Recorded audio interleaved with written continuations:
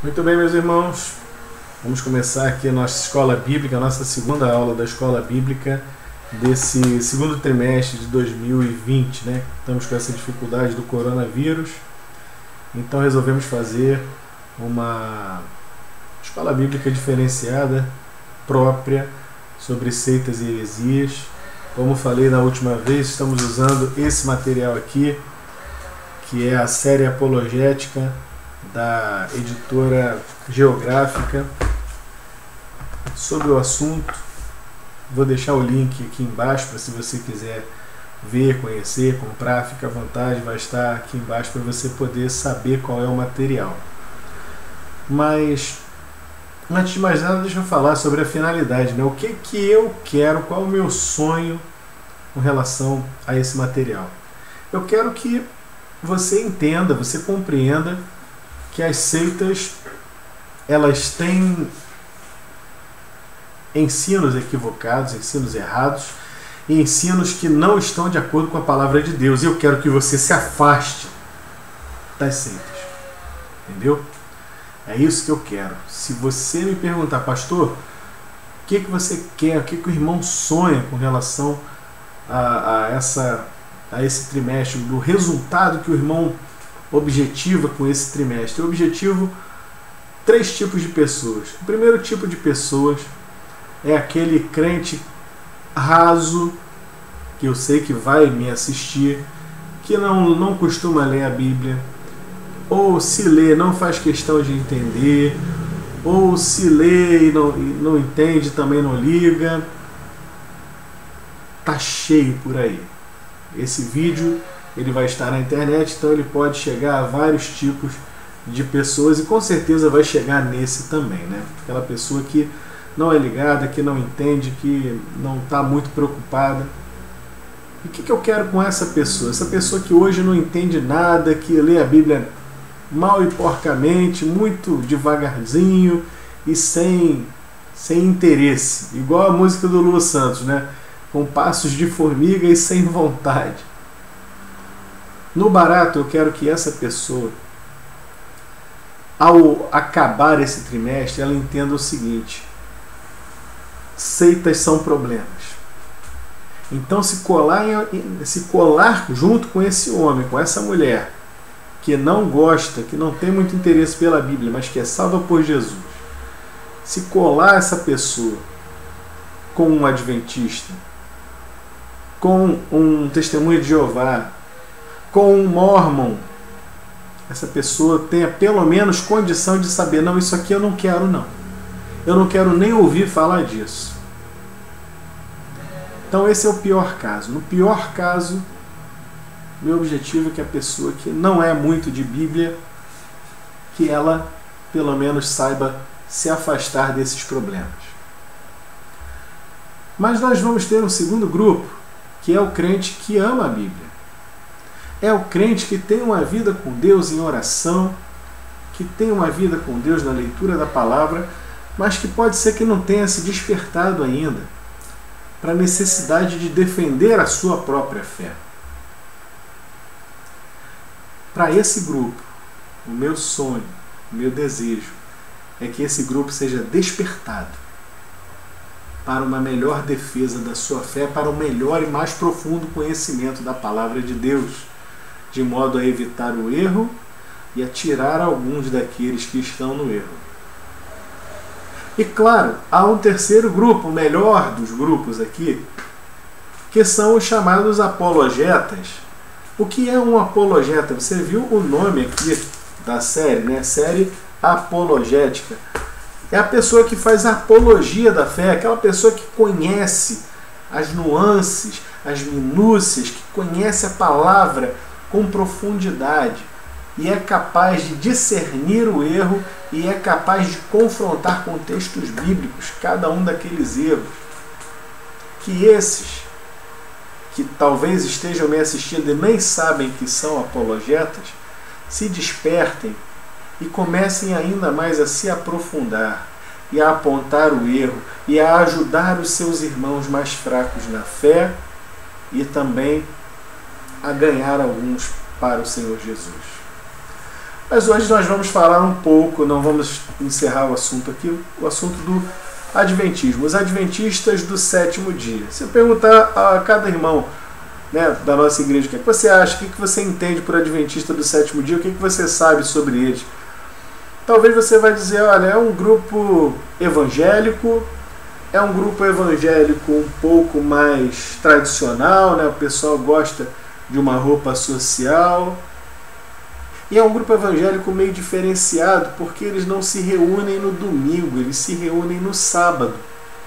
Sabe, pastor, eu até estava pensando, não seria o caso da gente se reunir também no sábado? Afinal de contas, está lá na lei de Moisés, né? Guarda o sábado para o santificar. Bom, algumas coisas que eu posso te garantir sobre essa turma. A primeira delas é que eles não são evangélicos. Porque nós evangélicos, o nome já diz, nós evangélicos ou evangelicais, nós fundamentamos a nossa regra de fé e prática apenas é uma, a Bíblia Sagrada. Então, o que escapou da Bíblia, sabe, não tem lugar na nossa vida. E os adventistas são exatamente isso, são dependentes de outras coisas que a gente vai entender daqui a pouquinho. Mas eles, você talvez tenha razão em achar que eles são evangélicos, que tem aquela pinta de evangélicos, sabe por quê? Porque eles vieram da Igreja Batista, o tal de William... Cadê o nome do rapaz aqui? William Miller. William Miller, em 1816, foi o fundador do Adventismo. Vem de advento, né? Da vinda. Então ele entendeu, na sua interpretação absolutamente equivocada de Daniel capítulo 8, versículo 14, que Cristo estaria às portas, estaria voltando no ano de 1843. Olha que coisa! E aí criou-se toda aquela expectativa, o profeta, Deus falou com ele que Jesus vai voltar, está lá no livro de Daniel, é isso mesmo, os 2.300 dias, na verdade são anos e pá. Só que na data marcada em março de 43, Jesus não voltou. E aí o profeta voltou para sua prancheta, começou a calcular tudo de novo e falou, peraí, eu devo ter errado a data. Porque Deus não mente, porque Deus não falha. E eis que eu vos digo, agora eu vou acertar essa data, 22 de outubro do ano que vem, 1844, desta data não passa. Jesus vai voltar. Adivinha? Não voltou.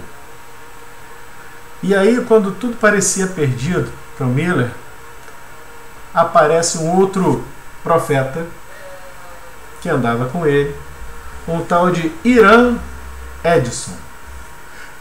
E malandramente ele criou uma nova profecia, uma profecia que não podia ser contestada, porque, obviamente, a profecia do Miller era de que Jesus apareceria, chegaria e viria à Terra. Ora, a partir do momento que Jesus não apareceu, não está na Terra, acabou a profecia. Pois é. Só que o nosso amigo aqui, o Hiram Edson, criou uma profecia que não podia ser contestada. Sabe por quê? Porque ela não acontece na Terra, ela vai acontecer no céu. Olha a ideia dele. Ele teve uma visão, supostamente, né? Vi distinta e claramente que nosso sumo sacerdote, em vez de sair do lugar santo do santuário celeste para vir à Terra no dia do 7º mês, ao fim dos 2.300 dias, entrava naquele dia pela primeira vez no segundo compartimento do santuário e tinha uma obra a realizar no Santíssimo Lugar antes de voltar à Terra. Está no livro A Administração da Igreja. Cristo saiu no tabernáculo celeste do lugar santo e ele entrou no lugar santíssimo. Em 1844, Cristo demorou mais ou menos 1840 anos depois que morreu e ascendeu ao céu, durante esses 1800 e tantos anos ele ficou ali só no lugar santo, ele não foi no Santo dos Santos. Isso aqui é a visão dessa turma. E ali o que ele foi fazer? Foi fazer o juízo, uma obra que é do juízo investigativo no santuário celestial. Complicado. Mais complicado ainda é o seguinte: lembra de Isaías, no chamado de Isaías, Isaías capítulo 6, quando o profeta é chamado por Deus, e ele tem uma visão, ele vê a Deus. E quando ele entra no santuário e ele vê a presença de Deus, ele fica horrorizado e ele diz: ai de mim que vou perecendo, porque sou homem de impuros lábios, que habito no meio de um povo de lábios impuros. E vou perecendo porque os meus olhos viram o Rei, o Senhor dos Exércitos. Ninguém impuro poderia subsistir na presença do Senhor dos Exércitos, no Santo dos Santos. Acontece que a gente vai chegar daqui a pouco nisso, e eu já vou dar aqui uma dica antecipadamente. Acontece que para o Adventismo, Cristo tinha uma natureza humana pecaminosa. E eu te pergunto, como é que pode um homem com uma natureza humana pecaminosa entrar no Santo dos Santos do céu para fazer uma obra expiatória, ou melhor, para concluir uma obra que não foi concluída na terra? É tanta falsa profecia que eles se perdem completamente na história. Enfim, esse é o primeiro grande problema. Já nasceu, já foi no nascedouro, né, o problema do adventismo, problema de falsa profecia. Falsa profecia, pastor, como é que você sabe? Bom, primeiramente, Cristo não voltou, né? Então, me parece ser uma falsa profecia. E em segundo lugar, a outra profecia não é verificável. Como é que poderia verificar que Cristo entrou no céu? Ora, o cristianismo, guarda isso na tua mente, guarda isso no teu coração. O cristianismo não é uma religião de mistério. O cristianismo é uma religião de revelação. Cristo revelou, Deus revelou a sua palavra. Tudo está revelado, até aquilo que ainda vai acontecer no Apocalipse, tá? Como é que vai inventar coisa nova em cima disso? Não tem o menor cabimento. Então esse negócio de juízo investigativo, tudo isso já iniciou um movimento com esse erro. E aí eles vão somar a isso uma outra mulher, uma profetisa. Porque quais são as bases? Qual é uma das bases do Adventismo? O chamado espírito de revelação. Eles entendem que o espírito de profecia e de revelação, ele é tão válido hoje como os escritos da Bíblia. Então, os escritos de uma profetisa dele chamada Ellen White ou Ellen Goldwhite, para os adventistas, são tão inspirados quanto os ensinos da Bíblia Sagrada. Da Bíblia Sagrada. Vou pegar aqui algumas coisas aqui que Ellen Goldwhite vai dizer. Ou que eles dizem também sobre Ellen Goldwhite. Na Revista Adventista de fevereiro de 84, na página 37, está escrito assim: cremos que Ellen White foi inspirada pelo Espírito Santo e seus escritos, o produto desta inspiração, têm aplicação e autoridade especial para os adventistas do sétimo dia. Negamos que a qualidade ou o grau de inspiração dos escritos de Ellen White sejam diferentes dos encontrados nas escrituras sagradas. Então, dito aqui por eles, não por mim. Tem um livro deles também chamado A Sacudidura e os 144 mil. Essa história dos 144 mil vai ficar para uma próxima aula. Mas o que eles falam nesse livro é: ao passo que, apesar de nós desprezarmos o pensamento dos pioneiros, desprezam o pensamento dos pioneiros. Prestou atenção? Eles estão dizendo aqui a negação daquela história lá do Miller, que foi dizer que ia Jesus voltar em 843 ou 1844. Malandramente, hoje eles dizem que desprezamos o pensamento dos pioneiros, mas nós aceitamos como regra de fé a revelação. E o que é a revelação para eles? Velho Testamento, Novo Testamento e o espírito de profecia. Está dito. Então, outras coisas que confundem, né, com relação a esse espírito de profecia. Então já vemos que é uma seita.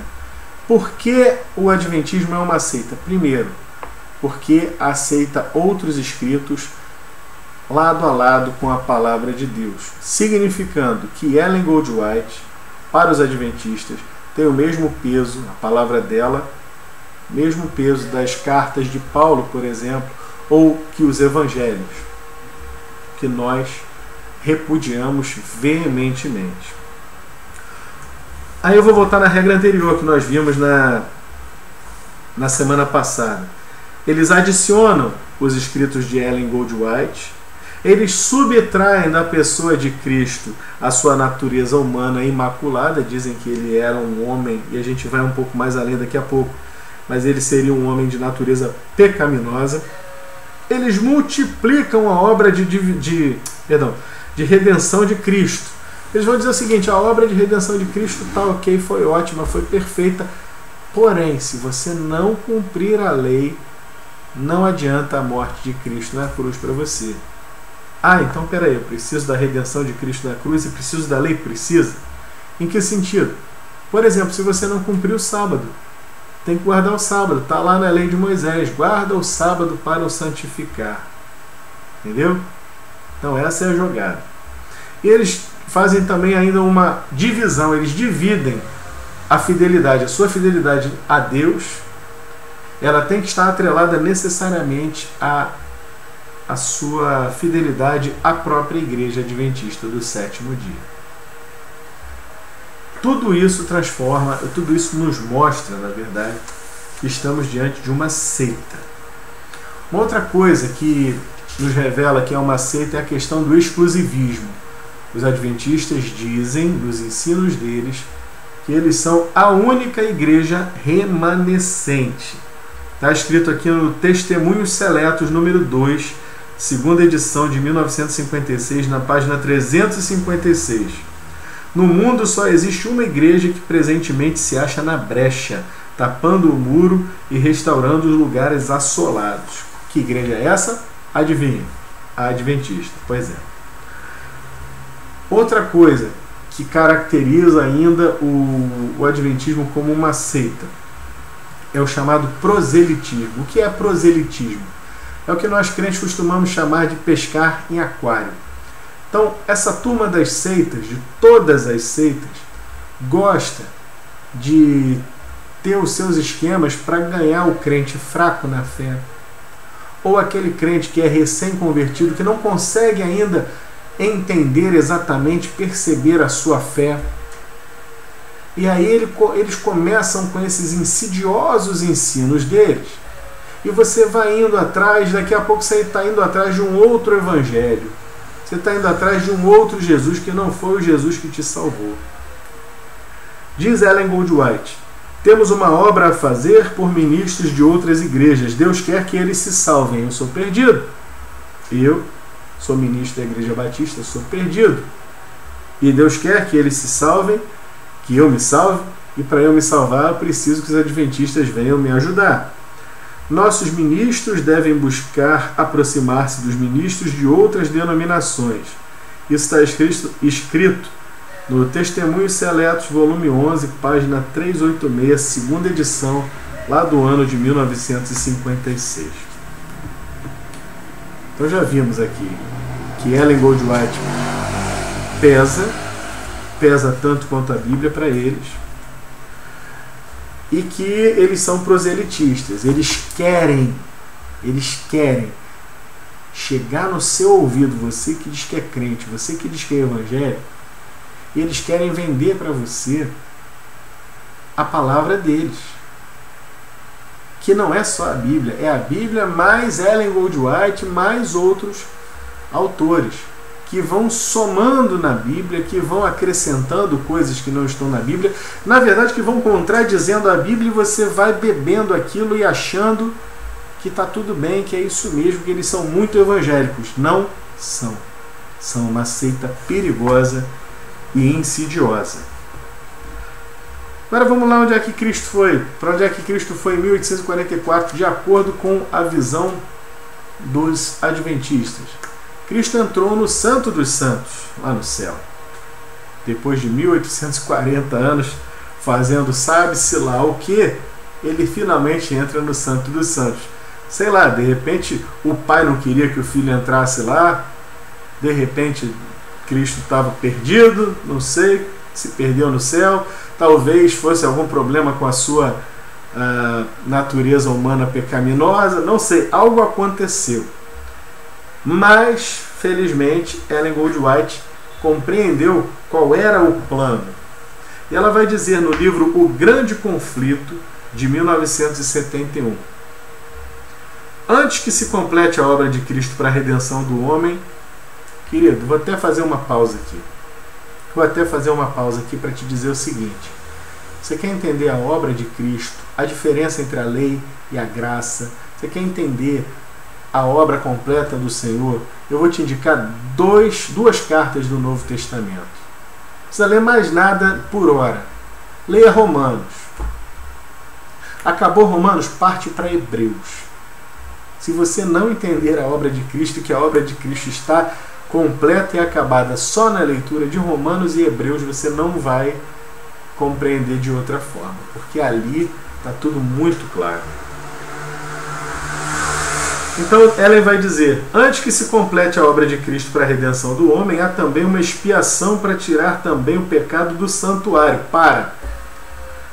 Uma expiação para tirar o pecado do santuário. Pecado do santuário que está no céu. Acabei de falar de Isaías, no capítulo 6. Isaías se olhou para o Senhor e disse: sou pecador, vou morrer. Por causa da santidade de Deus. Como é que pode ter impureza no santo dos santos, no santuário do céu, na presença de Deus? Só isso aqui já é um absurdo tão grande. Mas vamos adiante. Há uma expiação para tirar também o pecado do santuário. Este é o serviço iniciado quando terminaram os 2.300 dias, que foi lá em 22, na verdade, de outubro de 1844. Naquela ocasião, conforme fora predito pelo profeta Daniel, nosso sumo sacerdote entrou no lugar santíssimo para efetuar a última parte de sua solene obra, purificar o santuário. Ainda lemos na página 421 do mesmo livro. Destarte, os que seguiram a luz da palavra profética viram que, em vez de Cristo vir à Terra ao terminar em 1844 os 2.300 dias, entrou ele então no lugar santíssimo do santuário celeste, a fim de levar a efeito a obra final da expiação preparatória da sua vinda. Complicado. Gosto quando o autor vai dizer o seguinte: aqui eles erraram só em 3 coisas. Erraram no tempo, no lugar e no trabalho de Cristo. Como é que assim? Como assim? Erraram no tempo. Cristo não voltou, ponto final. Segundo erro, erraram em relação ao lugar. Porque disseram que em 1844 Cristo entrou no santuário celeste. Ora, e onde é que Cristo estava? A partir do dia da sua ascensão. Cristo morreu, ressuscitou, passou 40 dias ainda na terra, entre os seus discípulos, foi visto por cerca de 500 pessoas, e ali ele ascendeu ao céu, diante dos olhos daqueles varões galileus, e os anjos até deram um toque: ô varões galileus, o que vocês estão olhando aí? Estão esperando Cristo, ele vai voltar. Bora, galera, vamos começar a fazer o trabalho aí. E aí eles se dispersaram.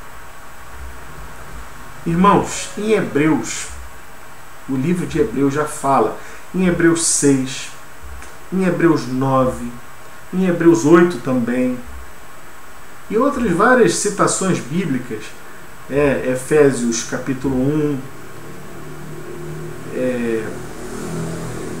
Hebreus 10, E Apocalipse 3:21, eu vou até abrir Apocalipse 3:21, que Cristo já está assentado à direita de Deus. Cristo já está lá, desde o tempo que a Bíblia foi escrita. Como é que 1800 e poucos anos depois alguém inventa um negócio desse? Olha o que Cristo vai dizer em Apocalipse capítulo 3, versículo 21. O vitorioso se sentará comigo no meu trono, assim como eu fui vitorioso e me sentei com o meu Pai em seu trono. Me sentei, está no passado. E se você pegar o Apocalipse para ler, você vai encontrar Apocalipse capítulo 1, versículo 1.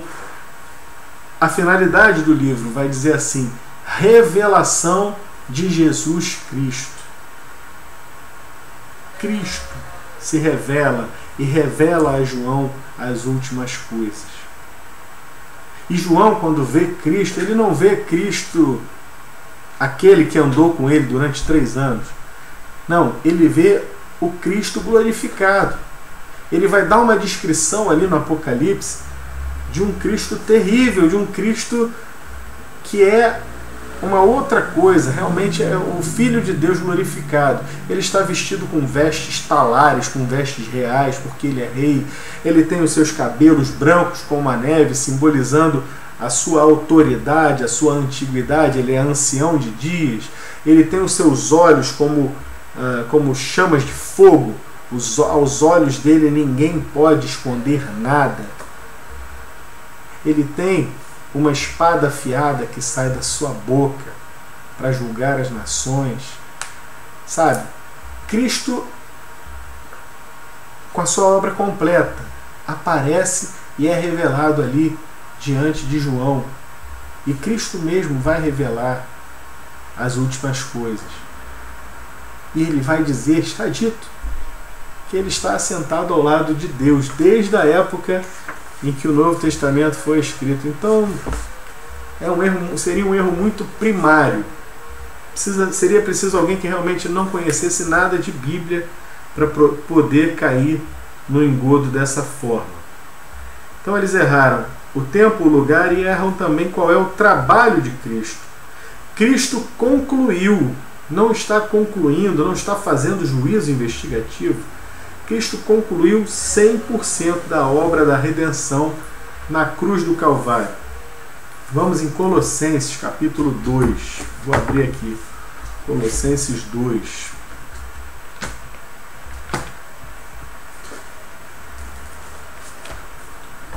Do verso 14 ao 17. Ele, pois, perdoou todos os nossos... Ele cancelou o registro de acusação contra nós, removendo-o e pregando-o na cruz. Desse modo, desarmou os governantes e as autoridades espirituais e os envergonhou publicamente ao vencê-los na cruz. Portanto, não deixem que ninguém os condene pelo que comem ou que bebem, ou por não celebrarem certos dias santos, as cerimônias da lua nova, os sábados, pois essas coisas são apenas as sombras de realidade futura. E o próprio Cristo é essa realidade. Então não há que falar aqui em Cristo está completando ou complementando qualquer coisa. Tudo está consumado. Aliás, foi o que ele falou lá na cruz. Teletestai. Está consumado. Outras duas coisas, eu vou parar aqui. Eu vou terminar daqui a pouquinho. Daqui a pouquíssimos minutos. Umas duas últimas coisas aqui que eu vou falar sobre os pecados colocados sobre Satanás e a natureza pecaminosa de Cristo. Olha que inversão de valores bíblicos. De acordo com os adventistas, Satanás de alguma forma tem participação na nossa redenção, porque os nossos pecados são lançados sobre Satanás, que não é o que a Bíblia nos ensina. E por outro lado, se Satanás ajuda na nossa redenção, por outro lado, Cristo faz a redenção, apesar de que ele tinha uma natureza pecaminosa. Olha que loucura! Que loucura! No livro O Ritual do Santuário, de M.L. Anderson, de 1983, está escrito o seguinte: quando, portanto, os 2 bodes eram postos perante o Senhor no dia da expiação, representavam Cristo e Satanás. Satanás não somente arrostou o peso e o castigo de seus próprios pecados, mas também dos pecados da hoste dos remidos, os quais foram colocados sobre ele, e também deve sofrer pela ruína de almas por ele causadas. Gente, isso é uma torção absoluta do texto de Levítico, no capítulo 16. Ali em Levítico 16, o Senhor vai instituir a questão do bode expiatório. O dia da expiação era um dia em que Arão, o sumo sacerdote, ele iria se apresentar diante do Senhor. E ele ia levar um cordeiro pelos seus próprios pecados. Ele mesmo se reconhecia como pecador e, portanto, ele precisava apresentar algo ao Senhor, um sangue ao Senhor pelos seus próprios pecados, porque diz a palavra de Deus, sem sangue não há perdão de pecados. Ok? Então, para que houvesse a expiação, ele precisava matar um cordeiro. E depois ele lançava sortes, ele fazia um sorteio entre dois bodes, para ver qual dos bodes seria morto perante o Senhor, apresentado a Deus, e o outro bode. Sobre o outro bode seriam simbolicamente lançados os pecados do povo, e esse bode seria lançado no deserto, para fora do arraial. Isso tudo apontando, evidentemente, para a obra salvífica, né? Você vai pegar, por exemplo, o Salmo 103 e você vai encontrar dizendo exatamente isso, que os nossos pecados são lançados pelo Senhor tão distante quanto o Oriente está do Ocidente. Simplesmente isso, está dizendo que Deus afasta de nós os nossos pecados. Ele recebe a nossa contrição, ele recebia o sangue do bode, o sangue do cordeiro, e ele então afastava de nós o nosso pecado. Agora, dizer que um bode simbolizava Cristo que não é bode, não aparece como bode em momento algum na Bíblia, muito pelo contrário. João Batista, quando vai batizá-lo, quando ele chega diante de João Batista, ele olha para o Senhor e diz: eis aí o Cordeiro de Deus que tira o pecado do mundo. Cristo é o Cordeiro, nunca foi o bode. Então já começa daí. Então dizer que esse bode que vai para o deserto de Azazel, o deserto da separação, do distanciamento, ele seria Satanás, é colocar Satanás num lugar central no plano de redenção. Ou seja, o pecado daqueles que foram remidos por Cristo estaria sobre Satanás e ele pagaria o preço desses pecados, o que é um absurdo. Diz o autor aqui: aceitar a explicação dos adventistas do sétimo dia sobre o bode emissário transferiria, tá certo, transferiria a obra de Cristo para o diabo. Ele seria um co-salvador, o que é uma perversão da obra redentora de Cristo na cruz. Vou abrir aqui em 2 Coríntios, capítulo 5, versículo 21. Vou até ler aqui. 2 Coríntios, capítulo 5, versículo 21. Pois Deus fez de Cristo, aquele que nunca pecou, a oferta por nosso pecado, para que por meio dele fôssemos declarados justos diante de Deus. Esse texto traz duas coisas, já vai combater o próximo erro, que seria a suposta, né, a natureza pecaminosa de Cristo. O próprio texto aqui vai dizer que Cristo nunca pecou e que ele foi a oferta pelo nosso pecado. Portanto, mais um engano, mais um equívoco, mais uma heresia praticada e pregada pelos adventistas. Por último, acabei de ler um texto aqui que já diz respeito a isso, mas vamos falar brevemente da natureza pecaminosa. Deus me livre de falar uma coisa dessa, mas está escrito aqui: a suposta natureza pecaminosa de Jesus. Ellen Goldwhite vai dizer que em sua humanidade Cristo participou da nossa natureza pecaminosa caída. De sua parte humana, Cristo herdou exatamente o que herda todo filho de Adão, uma natureza pecaminosa. Está escrito no livro O Desejado de Todas as Nações. Irmãos, Cristo já nasceu concebido puramente pelo Espírito Santo.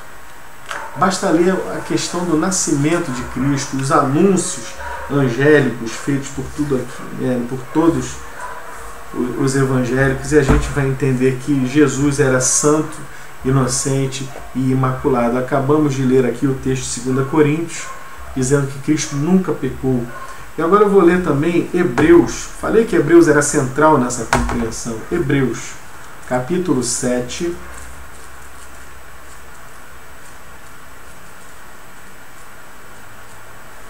Hebreus, capítulo 7, versículo 26.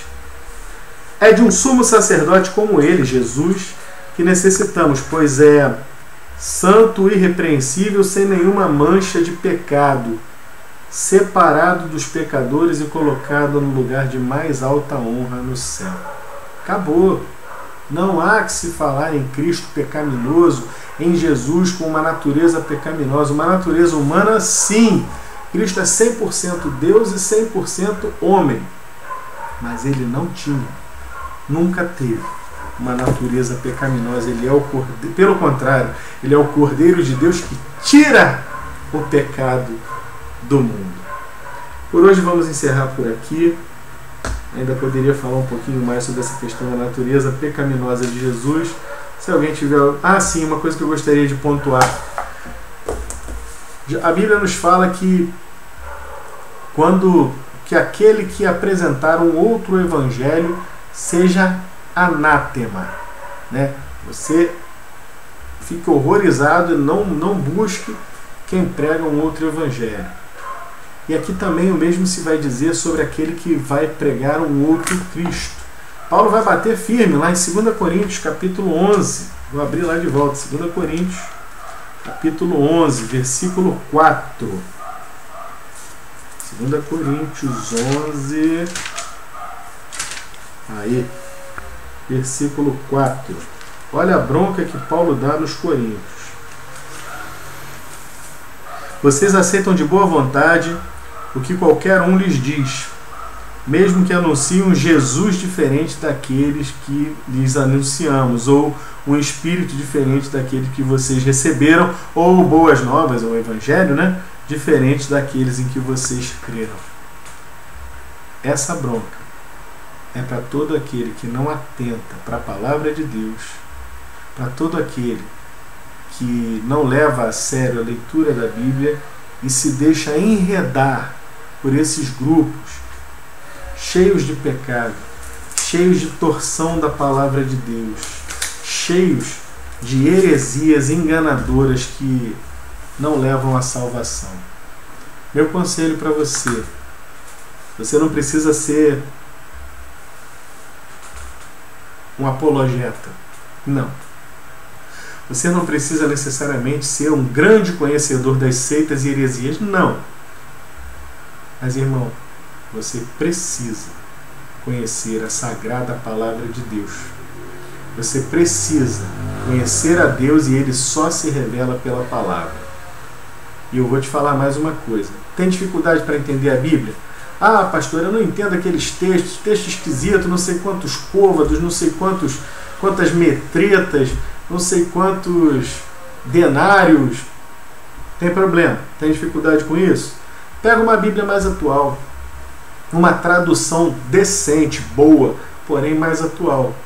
Eu, por exemplo, estou usando aqui a NVT, Nova Versão Transformadora. Essa aqui é até a Bíblia de Estudo da NVT. Aqui você vai encontrar metros, quilômetros, litros, quilogramas, tudo facilitado para você compreender.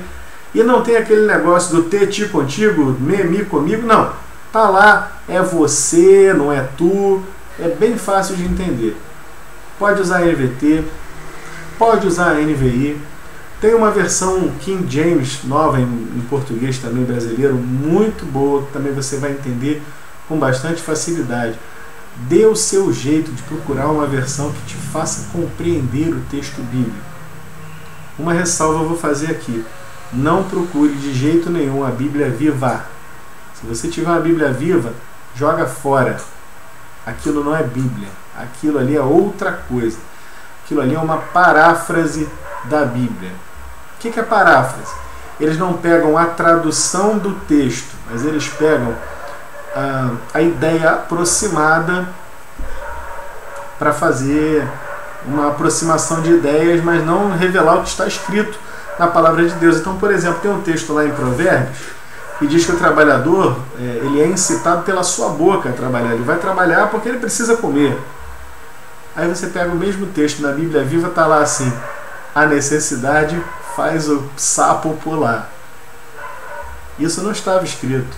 O autor bíblico nunca escreveu que a necessidade faz o sapo pular. Entendeu? Então procura, meu conselho, tem dificuldade? O ideal é bom que você procure uma boa tradução. Pode ser qualquer Almeida Revista Corrigida, Almeida Revista Atualizada, tanto faz como tanto fez. O aplicativo da Bíblia, aquele do celular, do tablet, ele tem várias traduções. Você vai testando ali, vê a que você mais gosta, que você melhor se adapta, mas o importante é que você entenda o que lê. Assim como Filipe perguntou ao eunuco: entendes o que lês? Se você entender, já é um primeiro passo. Segundo lugar, ore a Deus, busque ao Senhor, peça: Senhor, eu preciso que o Teu Espírito Santo ilumine o meu entendimento, para eu poder entender a Tua palavra aqui. Faça isso. Busque ao Senhor com seriedade, porque se você não buscar, se você não se esmerar na busca da palavra de Deus, tem muita gente que está indo atrás de seita que começou exatamente dessa forma. Deus te abençoe e tenha uma boa semana na presença de Deus.